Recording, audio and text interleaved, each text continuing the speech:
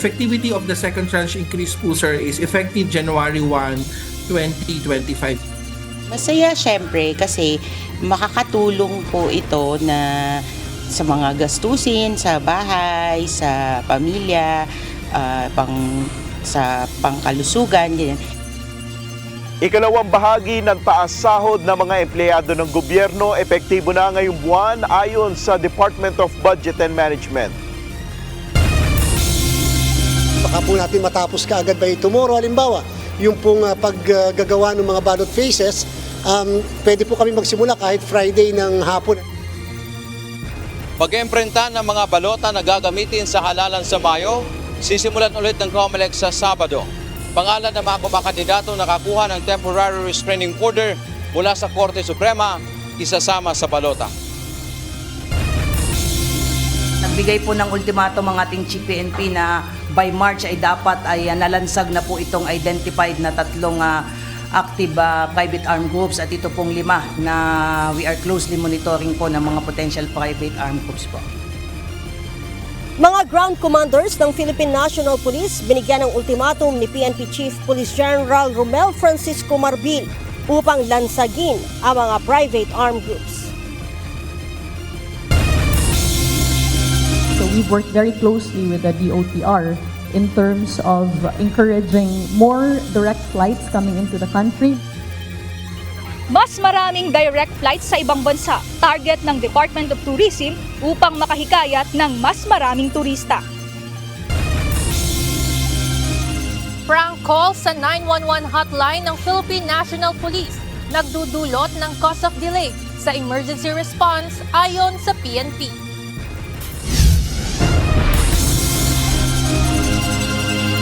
Magandang hapon, Pilipinas at sa buong mundo. Tayo po ay sa bayang napapakinggan sa Radio La Verdad 1350, ang UNTV Radio. Una sa ating mga balita. Muling iniurong ng Commission on Elections of COMELEC sa darating na Sabado, January 25, ang pagsisimula ng printing ng mga balotang gagamitin sa halalan sa Mayo. Kasama na sa balota ang mga pangalan ng mga kumakandidato na may nakuhang Temporary Restraining Order o TRO mula sa Korte Suprema. Ito ang balita ni Dante Amento. Tatapusin namin lahat yung pagbabago ng database at the same time yung mismo mga pagsiserialize ng mga balota and at kasama na rin po yung pagbabago ng mga ballot phases ng buong Pilipinas. Hindi natuloy ngayong araw ang muling pag-iimprenta ng mga balota para sa 2025 elections sa National Printing Office o NPO.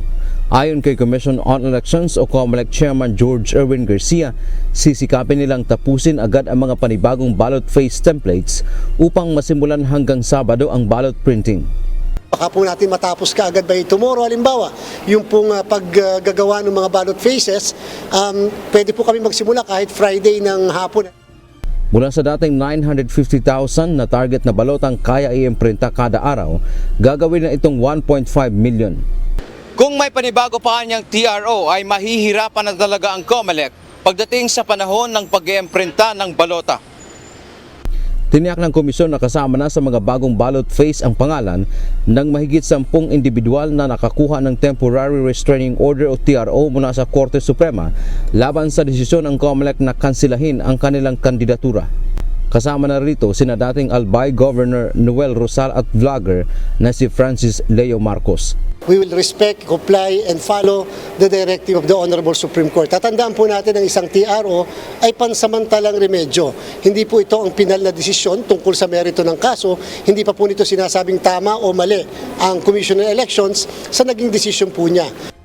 Itinigil ang pag-iimprenta ng balota noong January 14 dahil sa kautusan ng Korte Suprema na isama dito ang pangalan ng mga kumakandidato na may TRO. Well, these TROs, they enjoin or prevent the COMELEC from implementing the resolutions, considering the candidates are either disqualified or a nuisance candidate. So that means they have to be included in the ballot. Samantala sa Sabado, nakatakda rin ang mock elections na idaraos sa ilang piling lugar sa bansa, kabilang na ang Sulu. Dito masusubukan kung gumagana ng maayos ang buong sistema ng eleksyon mula sa pagboto hanggang sa pagpapadala ng resulta ng halalan at hanggang sa canvassing. Dante Amento, UNTV, News and Rescue. Diyos ang aming sandigan, serbisyo publiko ang aming pinahahalagahan. Nagbigay na ng ultimatum ang liderato ng pambansang pulisya para lansagin ang mga private armed groups o PAG sa bansa. Ito'y upang hindi na magamit ng mga tiwaling politiko para sa pagkakaroon ng payapang halalan sa Mayo. Ito ang balita ni Lea Ilagan. Nagbigay po ng ultimatum ang ating Chief PNP na by March ay dapat ay nalansag na po itong identified na tatlong active private armed groups at ito pong 5 na we are closely monitoring po ng mga potential private armed groups po. Desidido ang Philippine National Police na wakasan ang private armed group sa bansa bago ang midterm election sa Mayo. Sa katunayan, nagbigay ng ultimatum si PNP Chief Police General Romel Francisco Marbil sa mga ground commander o provincial offices na mayroong active at potential PAG sa kani-kanilang nasasakupan.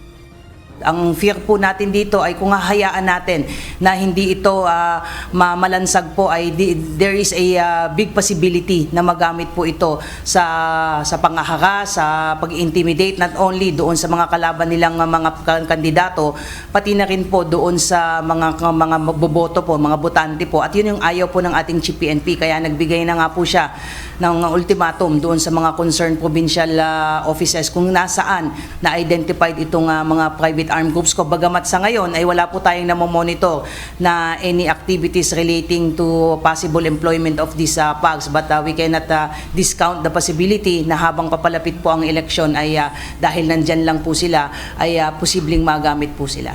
Base sa tala ng PNP, mayroon pang natitirang 3 aktibong PAG sa bansa. Ito ay nasa Region 3, Region 7 at Region 9, habang ang potential PAGs naman ay matatagpuan sa Region 1, Region 2, Region 4A, Region 8 at BARM. Isa po sa risk factors po na na-identify po natin is yung possible employment po ng PAG. So, kaya po natin na-identify itong mga election areas of concern is precisely for deployment purposes po, para po yung mga lugar na napasa ilalim po sa yellow, orange, lalong-lalo na po yung red, ay madagdagan po natin ito ng deployment. Hindi na lamang po yung mga territorial police units, kundi yung mga specialized units po natin like yung mga maneuver forces po natin at pati na rin po yung special action force. At syempre po nandiyan po yung ating military counterparts na tuwing sumasapit po yung mga election na exercises po natin, pati na rin sa mga major events ay nagkukumit po ng kanilang resources including po ng personnel as well as yung Philippine Coast Guard po. Nagbabala din aniya si Chief PNP sa mga provincial directors na mabibigong malansag ang PAG sa kani-kanila mga nasasakupan hanggang Marso. This may be a ground for the relief. That is the instruction of the Chief PNP. Ang private armed groups o PAGs ay karaniwang nagagamit ng mga tiwaling politiko para mangharas ng mga kalabang kandidato at supporters ng mga ito tuwing sasapit ang halalan. Lea Ilagan, UNTV, News and Rescue. Diyos ang aming sandigan, serbisyo publiko ang aming pinahahalagahan.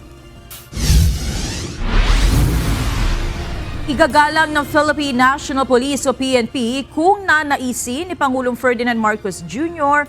na palawigin ang termino ni PNP Chief Police General Romel Francisco Marbil. Ayon kay Police Regional Office 3 Director at PNP spokesperson, Police Brigadier General Jean Fajardo, hindi na bago ang pagkakaroon ng extension lalo na ngayon na nalalapit na ang halalan. Ang hepe naman ng pambansang pulisya ayaw munang magkomentaryo hinggil dito. For one, this will not be the first time that a sitting Chief PNP will be extended. So this is not new to the PNP hierarchy and even sa mga mababa po nating mga ranggo po. And at the end of the day, it will always be the prerogative po ng ating presidente. But like I said earlier, whether the chief will be extended or not, what we can assure is the PNP is ready to face any security threats for this coming election. Sinabi ni General Marbil na katutok sila sa pagpapatupad ng mas mahigpit na seguridad para sa papalapit na halalan. Kasama sa pagtutuunan nila ng pansin ay ang guns, goons at gold o yung tinatawag na 3Gs at fake news 100 araw bago ang eleksyon. Si General Marbil ay nakatakdang magretiro sa February 7 pagsapit ng kanyang mandatory retirement age na 56. Epektibo na ngayong buwan ang ikalawang bahagi ng pagtataas ng sahod ng mga empleyado ng gobyerno. Inaasahan ng Department of Budget and Management na malaki ang maitutulong nito para sa mga pangangailangan ng pamilya ng government employees sa gitna ng mataas na presyo ng mga pangunahing bilihin sa merkado. Ito ang balita ni Nel Maribuhok. But the effectivity of the second tranche increase po, sir, is effective January 1, 2025. Agad nang ipapatupad ang second tranche ng pagtataas ng sahod ng mga empleyado ng gobyerno. Magiging epektibo ito ngayong Enero matapos lagdaan ni Budget Secretary Amena Pangandaman ang National Budget Circular No. 597. Ang circular ay nagtatakda ng guidelines, rules at regulations para sa second tranche ng salary increase sa mga civilian government workers. Ayon kay DBM Director Gerald Handa, retroactive ang pagpapatupad ng second tranche salary hike. Ibig sabihin kung hindi maibibigay ngayong Enero ang dagdag sahod, maaari itong ibigay bilang back pay. Kung February po, sir, ay hindi pa sila nakaka-prepare ng payroll, yung respective payroll po nila pwede na lang i-adjust na tranche 2 implementation na po. Then yung January 1 po, parang meron silang tinatawag, sir, na back pay or back salary differential po kasi ang tawag doon. Inisyu ang circular na naaayon sa pagpapatupad ng updated salary schedule para sa mga civilian personnel alinsunod sa Executive Order No. 64 na pinirmahan ni Pangulong Ferdinand Marcos Jr. noong August 2024. Halimbawa, ang salary grade 11 na tumatanggap ng 28,512 pesos kada buwan ay tataas ngayon taon sa 30,024 pesos ang kanyang buwan ng sahod. Ibig sabihin, dagdag na 1,512 pesos ang kanyang tatanggapin dahil sa ipatutupad na second tranche na salary hike. Malaking tulong ito para kay Corinne na isang government employee. Masaya syempre kasi makakatulong po ito na sa mga gastusin, sa bahay, sa pamilya, sa pangkalusugan. Pero hiling naman ng ilang empleyado ng nasa ilalim ng Contract of Service o COS, makasama rin sana sila sa taas sahod. Sana po yung mga COS is maisama na rin po sa pagtaas po ng sahod. Paliwanag ng Budget Department, malinaw rin sa EO64 at Budget Circular na hindi makakasama sa salary adjustments ang mga CO at job order o JO workers. Malinaw po dun sa ating National Budget Circular na those employees or workers na funded under non-PS po at the same time engaged na on a job order, contract of service, consultancy na walang employer-employee relationship, definitely not covered po ng ating NBC 597. Hindi rin saklaw ng circular ang mga military at uniform personnel, government agencies na exempted sa RA 6758, GOCCs sa ilalim ng RA 10149 at EO 150. Para sa mga GOCC na sakop ng circular, ang halaga ay manggagaling sa kani-kanilang corporate operating budgets na inaprubahan ng DBM.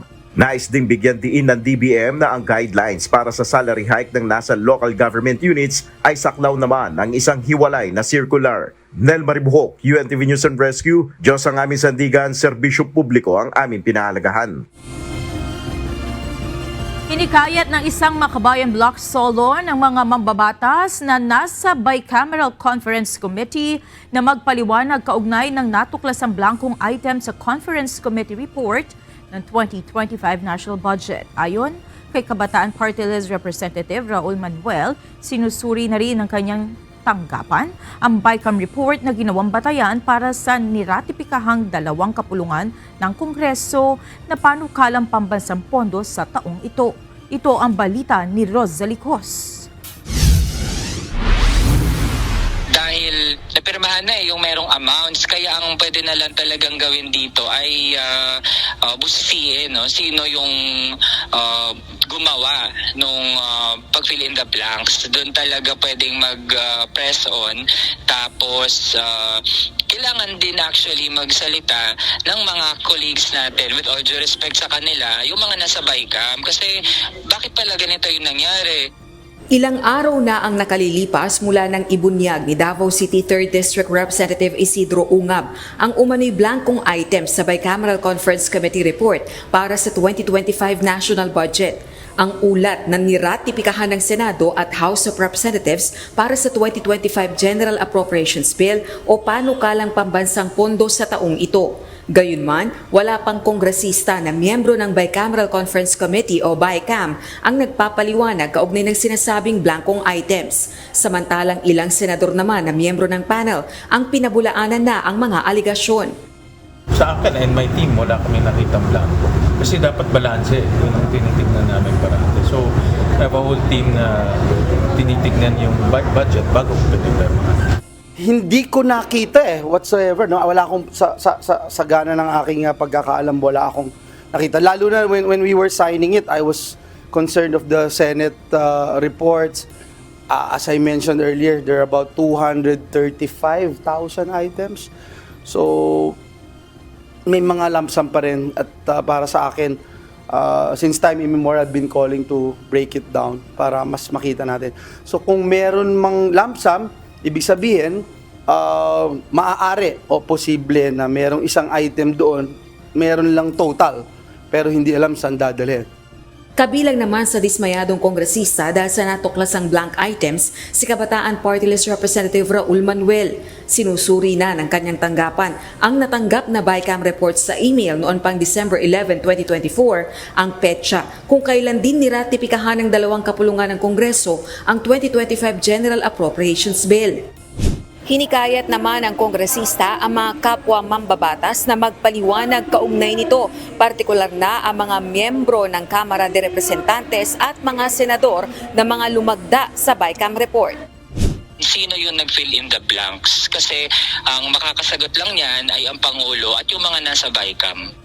Naniniwala rin ang Makabayan Block Solo na ang mga kontrobersya sa 2025 national budget ang posibleng dahilan kung bakit din nabakante ang posisyon ng chairmanship ng House Committee on Appropriations. Matatanda ang bumaba sa pwesto bilang chair ng House Committee on Appropriations si Ako Bicol Party List Representative Saldico dahil sa umano'y health issues. Maraming pointers indicating na yung mga issues sa 2025 national budget, isa sa mga kumbaga naging casualty ay yung pagiging chairperson ng Committee on Appropriations.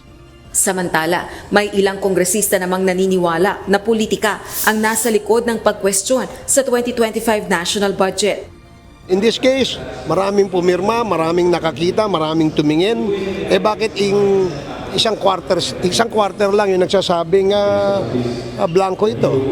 No, there's no law that has been signed by the President that has nothing in it.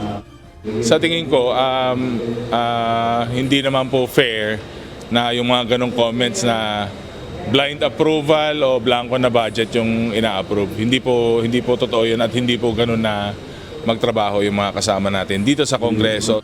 Rosalie Coz, UNTV News and Rescue. Diyos ang aming sandigan, serbisyo publiko ang aming pinahahalagahan. Tinutulig sana na Makabayan Block Solons ang pagkabinbin sa tanggapan ni House Secretary General Reginald Velasco ng 3 impeachment complaints laban kay Vice President Sara Duterte. Ayon sa mga kongresista, ngayon lamang sa kasaysayan ng Kongreso natenga ang impeachment complaints sa opisina ng Secretary General sa loob ng mahigit 1 buwan. Isa sa nakikita nilang dahilan nito ang hindi pagpabor ni Pangulong Ferdinand Marcos Jr. sa impeachment ni VP Sara. Tutol naman dito ang ilang kongresista. Hindi naman po totoo 'yun na binablock ng Pangulo. Sabi nga po, iniaantay pa yung mga ibang complaints para minsanan po na matakal if ever po na may oras pa po tayo. Yun ang nagiging concern talaga, yung oras po na natitira sa session. Hindi ako naniniwala may interference.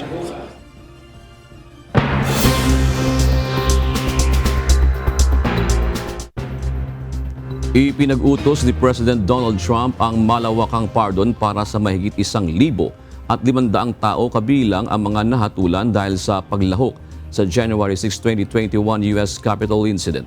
Kasama sa mga pinatawad ang mga leader ng mga extremist groups tulad ng Oath Keepers at Proud Boys.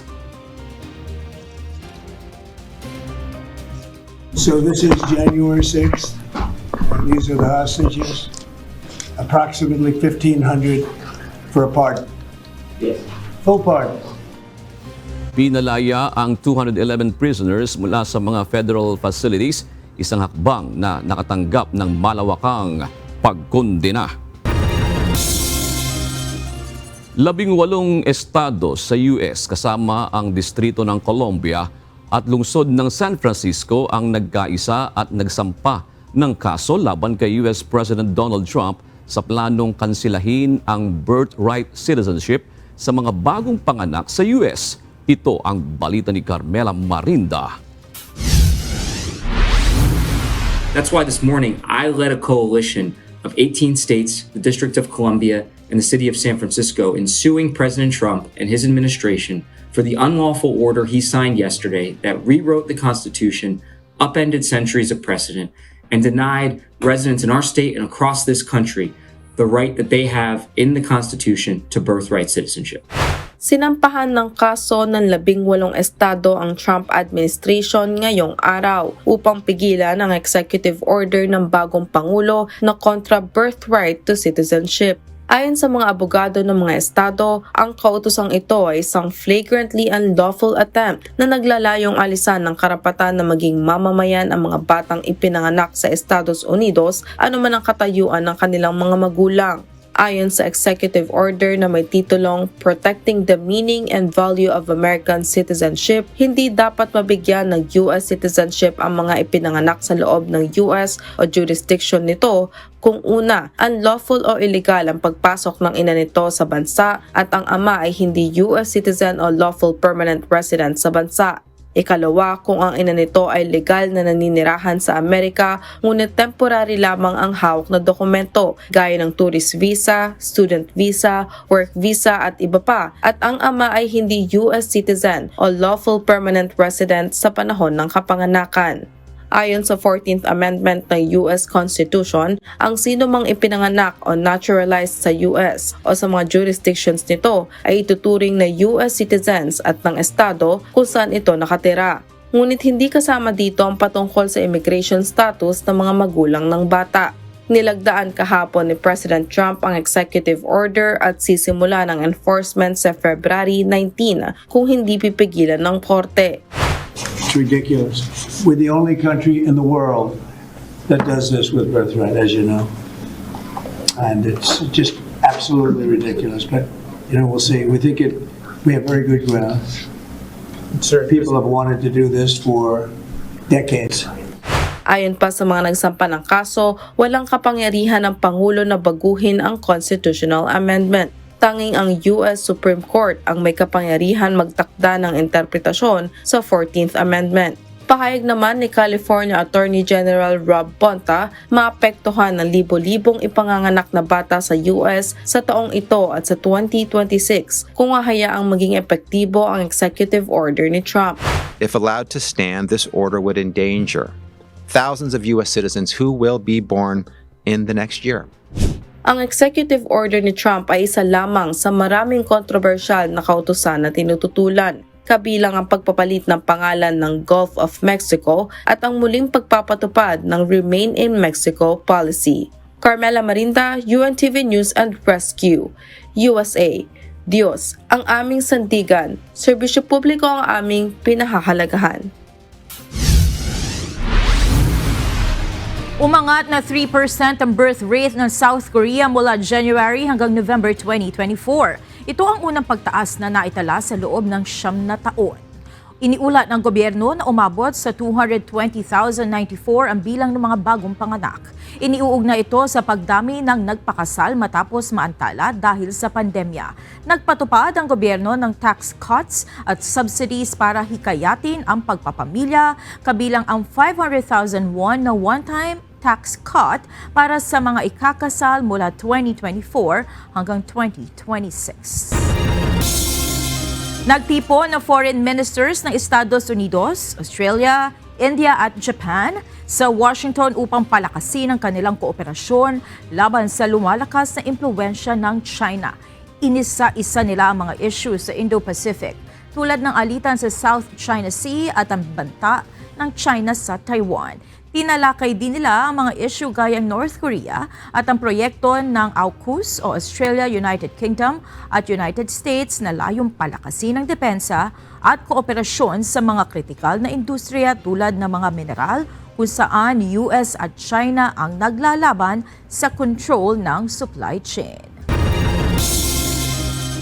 Binalaan ng Department of Information and Communications Technology o DICT ang mga politiko na gagamit ng International Mobile Subscriber Identity o IMSI catcher para sa text blasting sa kanilang pangangampanya.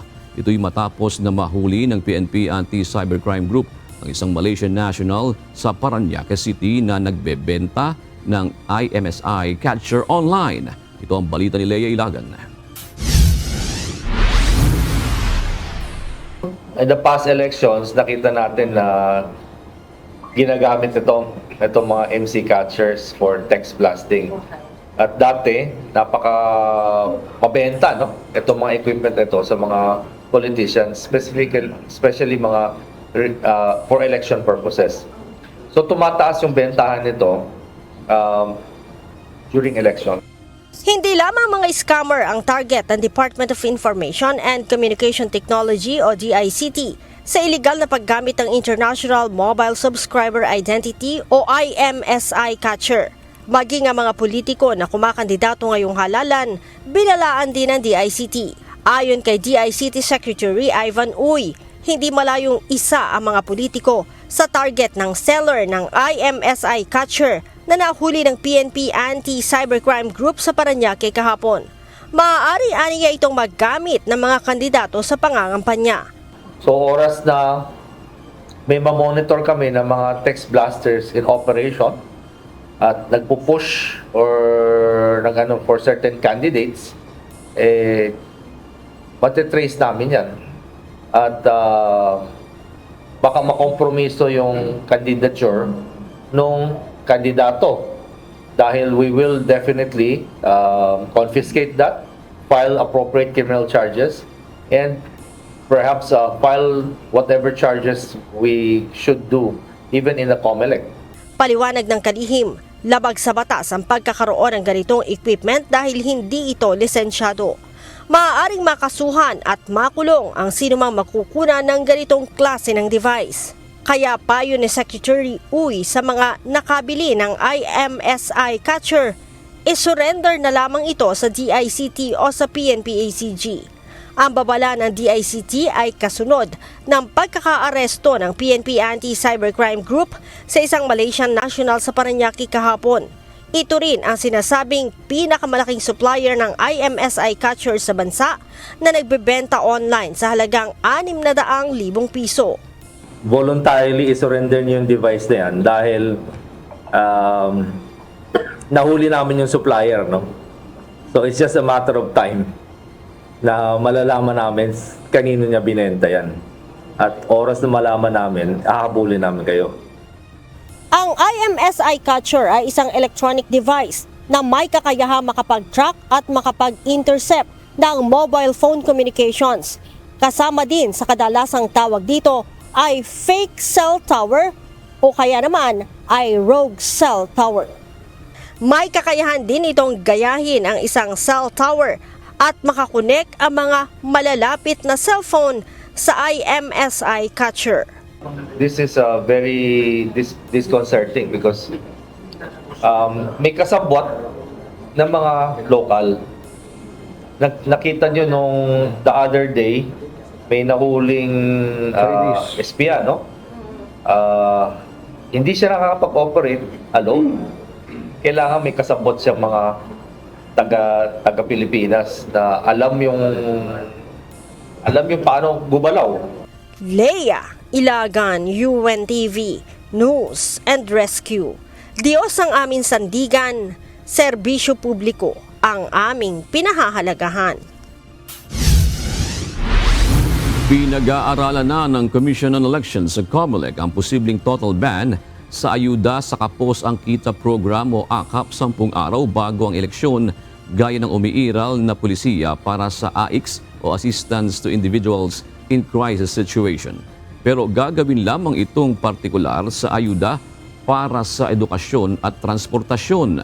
Ayon sa in-charge ng Committee on Kontrabigay ng COMELEC, ito ay para maiwasang magamit ang ayuda ng pamahalaan upang mapabura ng ilang mga kumakandidato sa paparating na halalan. Definitely burial and medical, hindi ho namin ipagbabawal yan. But we may decide that educational, cash, and transportation will be accepted from the purview. In fact, the Omnibus Election Code already prohibits the granting of transportation and cash the day before and on the day of the election itself. Patuloy na nakatatanggap ng prank calls ang emergency hotlines, lalo na pagdating sa police assistance. Ayon sa Philippine National Police Communication and Electronics Service, nagdudulot ang mga ito ng cause of delay pagdating sa kanilang emergency response. Ito ang balita ni Van Alvarez. Dinidelay nila yung pag-receive natin, especially pag halos sabay-sabay dumarating yan. Dinidelay nila yung ibang legitimate calls na dapat ma-receive. Kung halimbawa, naunahan nila, tapos puno lahat yung mga terminals natin na nagre-receive ng mga calls, definitely maghihintay yung emergency calls. Problema pa rin ng mga 911 Emergency Hotline Center ang mga nangungulit na prank call sa kanilang tanggapan. Ayon kay Police Brigadier General Warren Tolito, Director ng Philippine National Police Communications and Electronic Service, naghahanap ng mapaglilibangan o mapagbubuntunan ng galit ang mga taong gumagawa ng mga ganitong klaseng tawag. Akala nila katuwaan eh. They do not know na maybe on their part, it's fun to them, but hindi nila na-realize yung impact ng kanilang ginagawa. Na they're actually depriving yung legitimate calls of a more urgent response doon sa mga request for assistance. Simula noong August 8, 2024 hanggang ngayong January 19 ng 2025, nakapagtala na ng 50,192 prank calls o kabuuang 23.34% ng mga natatanggap na tawag ng kanilang mga hotline personnel. Ayon kay Director Tolito, hindi lamang delay sa emergency response ang dulot nito sa kanilang tanggapan, kundi pati na rin karagdagang stress sa kanilang mga tauhan. Yung mga nagmumura ng personnel, hindi nga lang magre-report, minumura pa, nagagalit, psychologically, na-drain yung energy nila. Aniya, ang pinakamabilis na intervention na ginagawa ng PNP ay ang pagbablock ng number ng prank caller kaysa patawan ng parusa ang mga ito. Una lang sinabi ni Interior and Local Government Unit Secretary John Vic Remulla sa isinagawang press briefing sa Malacanang kahapon na mahirap maparusahan ng mga nagsasagawa ng prank call dahil hindi pa integrated ang national ID sa mga telecommunication companies. Patuloy naman ang pagpapaalala ng National Telecommunications Commission o NTC sa publiko na huwag pumili ng mga pre-registered SIM cards at gamitin sa mga iligal na gawain dahil labag ito sa RA 11934 o SIM Registration Act. Ivan Alvarez, UNTV News and Rescue. Diyos ang aming sandigan, serbisyo publiko ang aming pinakahalagahan. Hindi tumitigil ng Philippine National Police o PNP sa paggalugad sa iba't ibang sulok ng bansa para mahanap si dating Bucor Director General Gerald Bantag. Ginawa ng PNP ang pahayag matapos sabihin ni DILG Secretary John Vic Remulla na malapit nang maaresto si Bantag matapos ang ilang buwang pagtatago sa batas. Ayon kay PRO3 Director at PNP Spokesperson Brigadier General Jean Fajardo, may mga Bine-verify na ang PNP na ilang lugar sa norte na maaaring pinagtataguan ito. Wala pa naman umanong indikasyon na nakalabas na ng bansa si Bantag, batay na rin sa impormasyon mula sa Bureau of Immigration. Gayunman, hindi rin sinasantabi ng PNP na maaaring gumamit ito ng backdoor para makalabas ng bansa. He is a former Marine soldier, graduate po siya ng academy. So definitely in terms of handling guns ay talagang alam niya humawak ng baril. Pero sabi nga natin, hopefully kung nakikinig po siya ngayon, nakikinig yung kanyang mga kamag-anak, mahal sa buhay, mga malalapit sa kanya, hindi na po sana humantong sa ganun na magkakaroon pa ng sakitan or worse, may masasaktan pa doon sa magkabilang side po. And we are openly appealing to him to face the music, and anyway, bibigyan naman po siya ng pagkakataon ng korte para harapin po itong reklamong isinampa po sa kanya. That is part of due process po. Isinusulong ngayon sa Kamara ang isang panukalang batas na magpapataw ng death penalty o parusang kamatayan sa pamamagitan ng firing squad ang mga public official na mapatutunayang tiwali. Magkakaiba naman ang pananaw dito ng ilang kongresista. Ito ang balita ni Rosalie Cos. It will put a stop right away. Kasi ang tao pag malaman nila may baril, siyempre natatakot lahat Sino ba naman gusto magpapapiring squad? Seryosong suliranin ang katiwalian sa Pilipinas. Batay sa 2023 Corruption Perceptions Index ng Transparency International, isang global movement laban sa katiwalian, 34 out of 100 ang score ng bansa sa public sector perception. 100 ang score ng pinakamalinis sa katiwalian, 0 naman sa pinakatiwali. Pang 115 ang ranking ng Pilipinas sa 180 bansa at teritoryo kung pag-uusapan ay katiwalian. Napakalayo nito sa top 1 at sa bansang Denmark na 90 ang score na isa sa itinuturing na may mahigpit na panuntunan laban sa korupsyon. Kaya para matigil ang malalang suliranin sa katiwalian, inihain ni Zamboanga 1st District Representative Kimmer Olaso ang House Bill No. 11211 o ang Death Penalty for Corruption Act. Isinusulong sa panukala ang pagkakaroon ng parusang kamatayan sa pamamagitan ng firing squad sa mga public official na mapatutunayan ng sandigan bayan na sangkot sa katiwalian, paglustay sa kaban ng bayan, pandarambong at iba pa. Kung maisa sa batas, sakop nito lahat ng public officials mula barangay hanggang presidente ng bansa, mga halal man o itinalaga. Gayon din ang mga opisyal sa tatlong sangay ng pamahalaan o ang executive, legislative at judicial branches. Kasama rin ang mga nagsisilbi sa constitutional commissions, government-owned and controlled corporations at iba pa, maging sa mga miyembro ng Armed Forces of the Philippines at Philippine National Police. Kung ako lang ang masusunod doon kay papiring squad sa Luneta, diba? Para makita ng taong bayan kung sino yung gumagawa ng kalokohan. Nakapaloob naman sa panukala na walang public official, appointed man o elected na maparurusahan hanggat hindi pinagtibay ng Korte Suprema ang conviction. Samantalang magkakaiba naman ang pananaw ng ilang kongresista kaugnay ng panukalang batas. As a member of the Quad, alam naman po natin na sobrang importante na ma-uphold yung human rights. For me personally, my stand is definitely no to death penalty talaga ako. It will instill fear, pero it will not ensure na wala pa rin pong corruption.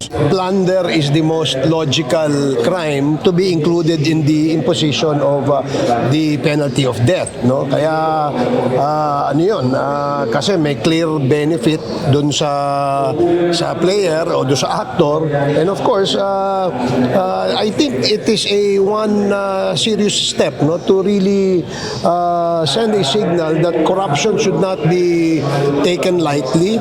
Sa kasalukuyang Kongreso, nakabinbin pa rin ang ilang panukalang batas na nagsusulong na ibalik ang death penalty bilang capital punishment laban sa heinous crimes, mga sangkot sa iligal na droga at iba pa. Nakatakda na ring tuluyang magtapos sa June 2025 ang 19th Congress. Rosalie Cos, UNTV News and Rescue.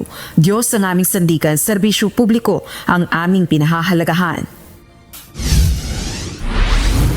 Labas-masok ng bansa si Deng Yuan King simula pa noong 2015 ayon sa Bureau of Immigration.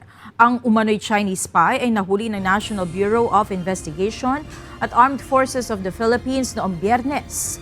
Sa beripikasyong isinagawa ng BI na pag-alaman na kasal sa isang Filipina ang nahuling Chinese. Ayon kay Immigration Commissioner Anthony Viado, ibinigay na nila sa NBI at Department of Justice ang mga impormasyong nakuha nila para makatulong sa isinasagawang investigasyon. Sisimulan na ng BI ang deportation kay Deng Yuan King, ngunit kailangan muna niyang harapin ang mga kasong kinakaharap niya dito sa Pilipinas. 1 hanggang 2 promosyon ang balak ng Department of Education para sa ilang guro na higit 10 taon na bilang Teacher 1. Pinag-aaralan din ng kagawaran ang pagbabawas ng subjects sa itinuturo sa paaralan. Ito ang balita ni Benedict Samson. Yung mga reklamo ng teacher na ang tagal nilang natetenga sa Teacher 1 and 2. 10 to 15 years. Pero bakit 10 to 15 years di pa sila na-promote? Matagal na promosyon. Ito ang isang nakikita ng Department of Education kung bakit umaalis sa trabaho ang isang guro at nakikipagsapalaran na lang sa ibang bansa. Bilang tugon sa suliraning ito, nagkaroon ng Expanded Career Progression System para mapabilis ang kanilang pag-angat at madagdagan ng posisyon gaya ng Teacher 3, 4 at 5. Ngunit para kay Evelyn Sidayo na 17 taon ng guro at Teacher 1 sa Imelda Integrated School, maganda ang magkaroon ng promosyon. Ngunit hirap na rin anya siya sa panahon para kumuha pa ng master's degree. Katulad po sa case ko, meron po kasi akong special child na anak, so hindi ko siya priority talaga na mag-aral. So ako kontento na ako sa pagiging Teacher 1. Sabi ko nga, hindi naman nasusukat yung pagtuturo ng isang guro dahil sa ranggo na meron siya. Maganda rin sana kung ang pagbabatayan sa promotion ng isang guro ay yung itinagal nito sa serbisyo.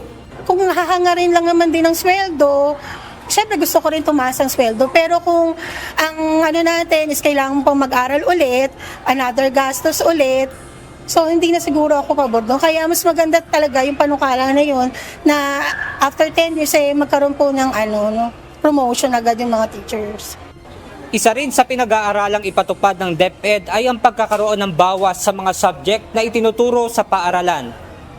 So kung suma totally mo, nasa 30 ang subject ng isang senior high school student over 2 years. 30 subjects, whether sports ka, whether arts ka, whether textbook ka, whether ACAD ka. Sobrang dami. Ayon kay DepEd Secretary Sani Angara, nais nilang pag-aralan ang mga subject na itinuturo mula sa ibang mga bansa.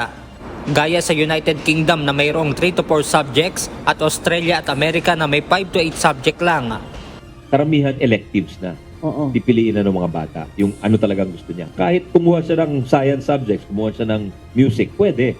Kasi yun ang hilig niya. Yes.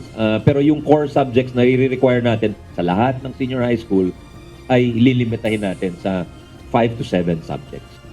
Plano naman ng DepEd na sa taong 2026 ay maipatupad na ang pagkakaroon ng pagbabago sa bilang ng school subjects. Benedict Samson, UNTV News and Rescue. Diyos ang aming sandigan, serbisyo publiko ang aming pinahahalagahan. Isa ang Pilipinas sa mga paboritong puntahan ng mga turista dahil sa magagandang lugar. Kaya ang Department of Tourism nais na magkaroon ng mas marami pang direct flights sa iba't ibang bansa at ang pagsusulong ng visa liberalization upang mas makahikayat pa ng mga dayuhan. Ito ang balita ni Mia Alonso. So we've worked very closely with the DOTR in terms of encouraging more direct flights coming into the country. Patuloy ang ginagawang pagpapalakas ng Department of Tourism sa industriya ng turismo sa Pilipinas sa pamamagitan ng pagbubukas ng direct flights sa iba't ibang bansa. Ayon kay Tourism Secretary Cristina Frasco, isang paraan ito upang mas maging globally competitive ang Pilipinas sa larangan ng turismo. Pinakabagong isusulong ng DOT ang pagkakaroon ng direct flight sa bansang India. Gumawa na po tayo ng mga joint working group meetings sa kanila and nag-send na po tayo ng business missions doon kasama ng ating mga private tourism stakeholders to have a B2B, no? To make sure that we're able to usher in the Indian market, especially na napaka-popular ng Pilipinas sa mga Indians, especially in terms of wedding tourism. Kasali na po dyan yung ating diving and other tourist products. Ilan sa mga bagong dagdag na direct flights ay ang Manila to Sapporo sa Japan, Manila to Paris, Manila to Seattle, Manila to San Francisco at Manila to Canada. Samantala, ayon kay Secretary Frasco, nais din ng DOT na bigyang pansin ng visa liberalization para mas maging madali ang pagkuha ng Philippine visa para sa mga turista. The DFA has initially launched this system and we are hopeful that with the President's instructions na mas gawing efficient, professional, and globally competitive.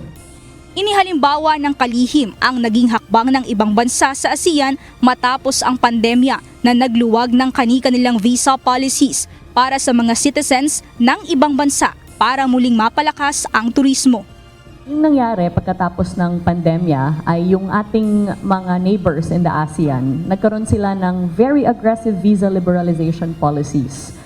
Either nag-mount sila ng electronic visa or visa-free na yung mga citizens from many countries around the world. Kaya yun po yung advokasya ng Department of Tourism. As early as the start of the administration, we advocated with the Department of Foreign Affairs as well as the Bureau of Immigration that to become a globally competitive destination. Samantala, patuloy din ang DOT sa pagpapalakas ng domestic tourism sa pamamagitan ng pagmamarket ng magagandang destinasyon sa iba't ibang rehiyon at lalawigan sa bansa. Mia Alonzo, UNTV News and Rescue. Diyos ang aming sandigan, serbisyo publiko ang aming pinahahalagahan. Idineploy na ang mahigit 7,000 pulis at force multipliers para sa seguridad ng Dinagyang Festival sa Iloilo City. Nagbabala naman ang mga otoridad sa mga manggugulo sa pagdiriwang na posible silang makasuhan. Ito ang balita nila Lane Moreno. Live. Lalain, papaano magiging latag ng 7,000 force multipliers sa ito? May mga partikular ba silang babantayan? Monica, ide-deploy ang mga pulis sa mga matataong lugar, mga hotel at accommodation at meron din naman ng mga police assistance desk at may mga foot patrol police din na maglilibot sa mga festival sites, may mga nakamotorsiklo at mga police patrol car. Mahigit 100,000 mga turista ang inaasang dadagsa sa highlights ng Dinagyang Festival sa Iloilo City simula sa darating na Biyernes hanggang sa Linggo. Ilang mga kilalang politiko rin ang inaasang bibisita dahil sa nalalapit na campaign period. Ayon sa Philippine National Police, hamon sa kanila ang pananatili sa seguridad ng mga bisita at manonood. Our role then is to ensure that security threats cannot or should make way into these places and disrupt the celebration. The barometers of our success should be zero major crime incident. Kanina, i-deploy na ang mahigit 7,000 security forces at force multipliers para sa traffic management, crime prevention at emergency response. Kabilang dito ang mga tauhan ng Philippine National Police, Philippine Coast Guard, mga sundalo, medical teams, responders at volunteer groups.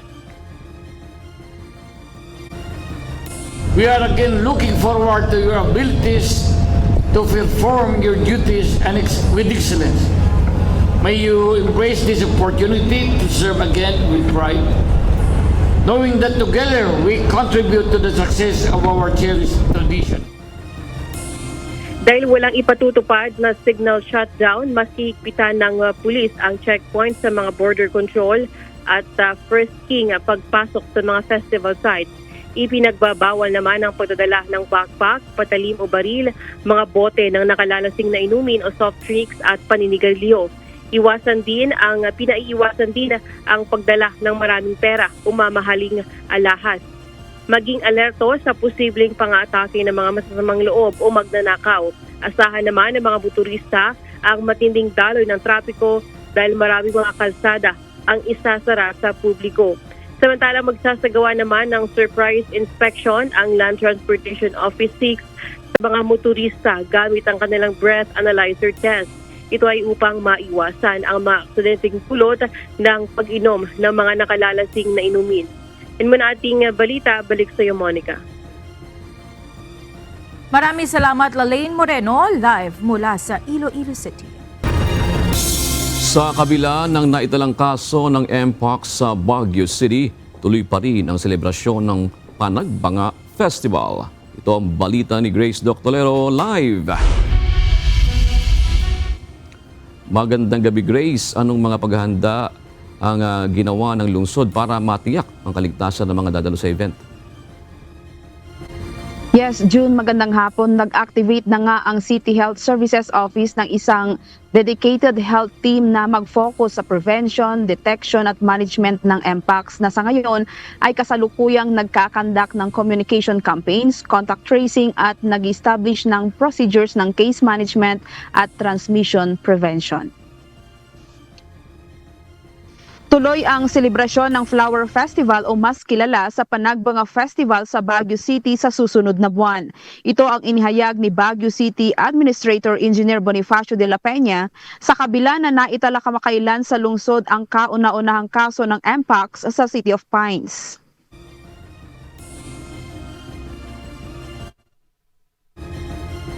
Nothing to be alarmed of. We'll let you know kasi tinatakal namin to every Tuesday. We have all the data. Kaya tama yung sabi ng Panagbenga Committee na nothing to be alarmed about this Mpox. Ayon sa pamunuan ng Baguio Flower Festival Foundation Incorporated o BFFI, gaganapin ang grand opening day sa February 1. Kabilang sa mga aabangang aktibidad sa Panagbanga Festival ay ang Panagbangascapes, ang landscaping competition and exhibition simula February 1 hanggang March 2. PMA Grand Alumni Homecoming sa February 13 hanggang 15, ang Session Road in Bloom sa February 24 hanggang March 2, ang Fluvial Parades sa February 27 at ang pinakaabangang February 22 ang Grand Street Dance Parade at February 23 naman, araw ng linggo, ang Grand Floral Float Parade. We have increased prices for street dance and we added a category which entails additional prizes. We also increased prices for float. Samantala, muling nagpaalala ang mga opisyal at Panagbanga organizer na bawal ang pamumulitika sa panahon ng pagdiriwang ng Panagbanga Festival sa Baguio City. Ayon kay Baguio City Administrator Engineer Bonifacio de la Peña, hindi mawawala ang mga politiko sa kasagsagan ng Panagbanga, subalit sana ay matuto silang sumunod sa mga alituntunin na ipinatutupad ng mga organizer. So, pinararating natin sa mga political candidates na this is not going to be your adventure or activity where we are going to promote your candidacy. Thank you. We have the clear rule. Anybody, politicians, non-politicians are welcome. Yun lang, sundin natin ang reglamento na hindi po pwede ang mag-attach ng any kind of materials na ikaw ay nagkakandidato. Promoting yourself. Una nang nagbigay ng babala ang pamunuan ng Panagbanga na bawal na lumahok sa parada ang sino mang politiko na kasama sa May 2025 election at iwasan ang paggawa ng eksena sa panahon ng kasiyahan. Kabilang sa tinutukoy ng mga organizer ng Panagbanga ay ang pamamahagi ng campaign materials na kung saan nagiiwan lamang ito ng basura matapos ang parada.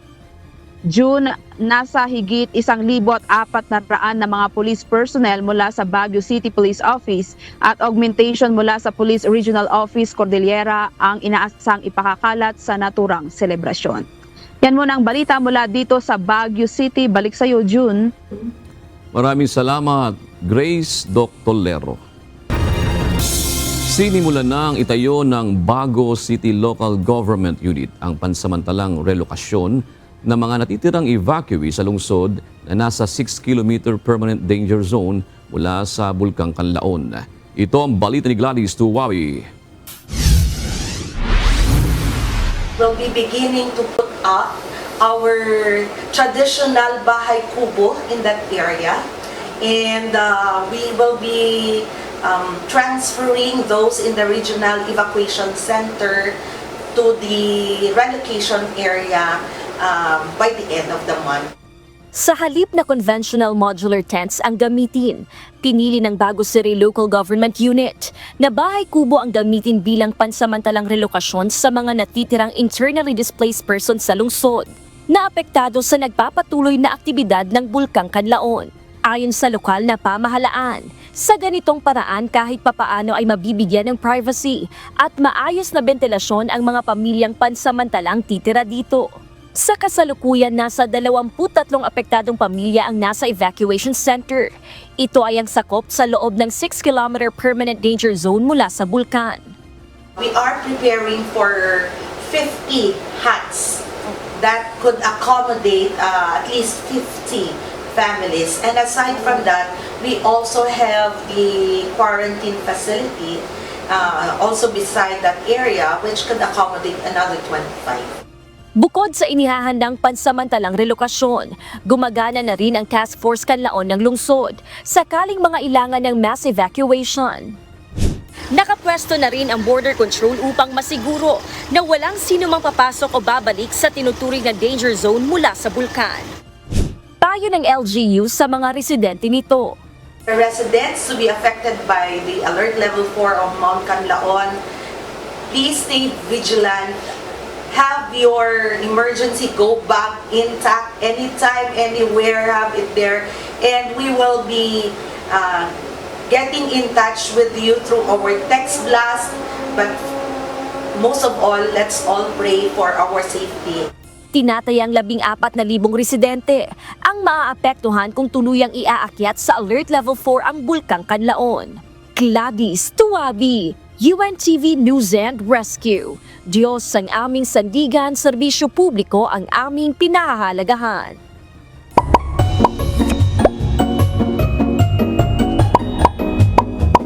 What?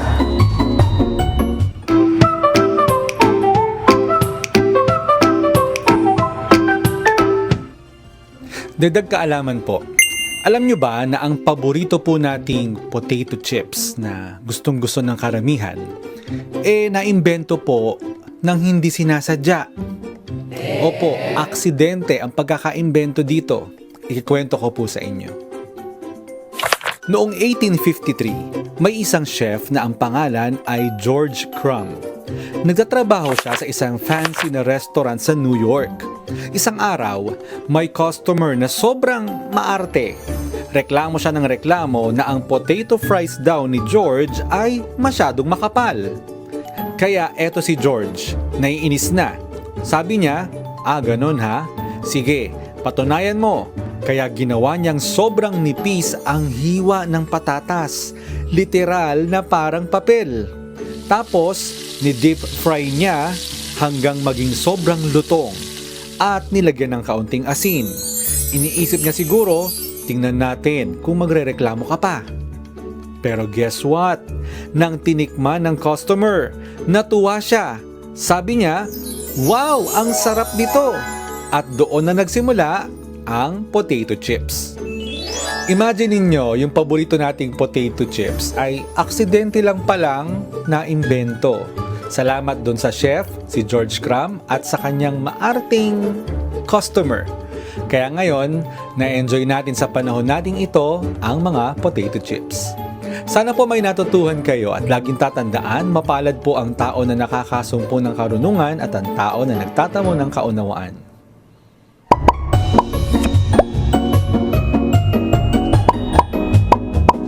What?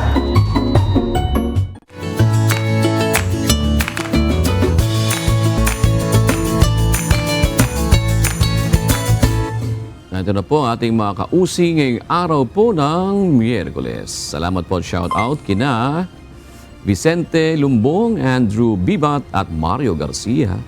Maraming salamat din kina Ria Ambala, Sergio Mendoza at Candida Bersades. Samantala mga kasambahay, kung may mga istorya po kayong nais balikan sa Ito ang Balita, pwede po ninyo ito muling mapanood sa aming mga official social media account. Magtungo lamang po sa UNTV News and Rescue YouTube channel at i-click ang subscribe button. gayon din sa aming Facebook at TikTok accounts. Mapapanood nyo rin po rito ang iba pang news programs ng UNTV, pati na ang iba pang video ng nag-iisang public service channel. Kaya subscribe, like, and share. Narito naman ang salita ng Diyos na ating sandigan mula sa Aklat ng Kawikaan 20:18 na nagsasabi, bawat panukala ay natatatag sa pamamagitan ng payo at sa pamamagitan ng pantas na pamamatnubay ay makikipagtigma ka.